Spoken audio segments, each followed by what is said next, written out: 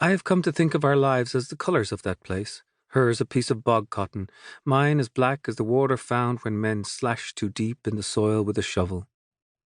I remember when I was 15, cycling across those bogs in the early evenings, on my way to the dance hall in my clean yellow socks. My sister stayed at home. I tried to avoid puddles, but there would always be a splash or two on the hem of my dress. The boys at the dance hall wore blue anoraks and watched me when I danced. Outside, they leaned against my bike and smoked shared cigarettes in the night. I gave myself. One of them once left an Easter lily in the basket.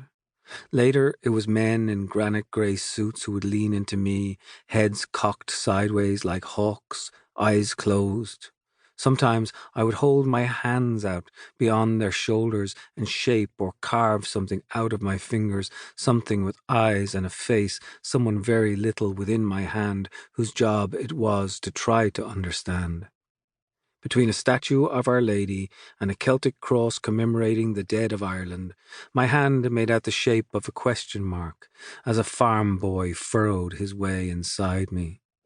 A man with a walrus moustache gone grey at the tips took me down to the public lavatories in Castlebar.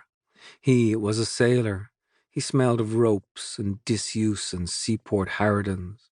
There were bays and coverts, hillsides and heather. My promiscuity was my autograph. I was hourglassy, had turf-coloured hair, and eyes as green as wine bottles.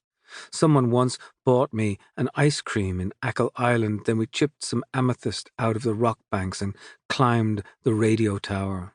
We woke up late at the edge of a cliff, with the waves lashing in from the Atlantic.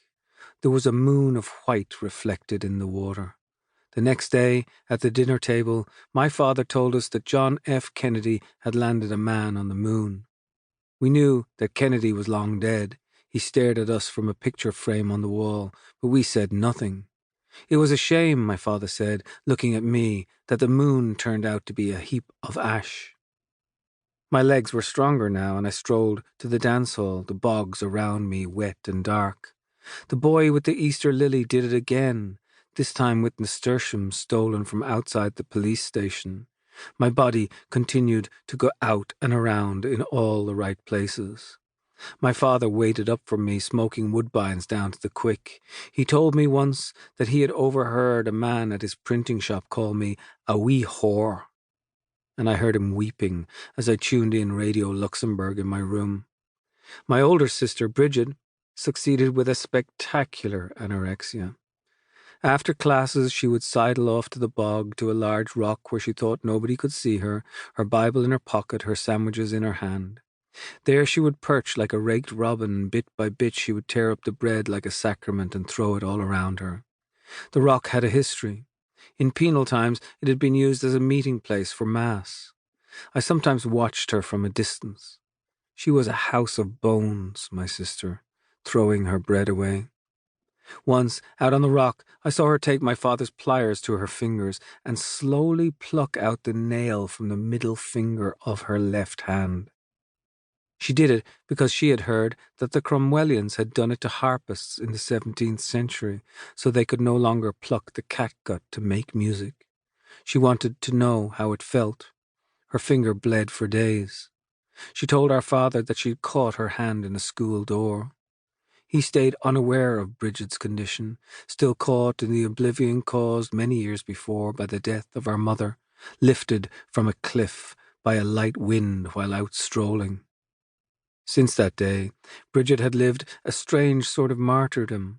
People loved her frail whiteness, but never really knew what was going on under all those sweaters. She never went to the dance hall.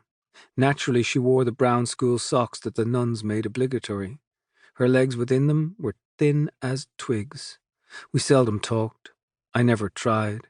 I envied her that unused body that needed so little, yet I also loved her with a bitterness that only sisters can have.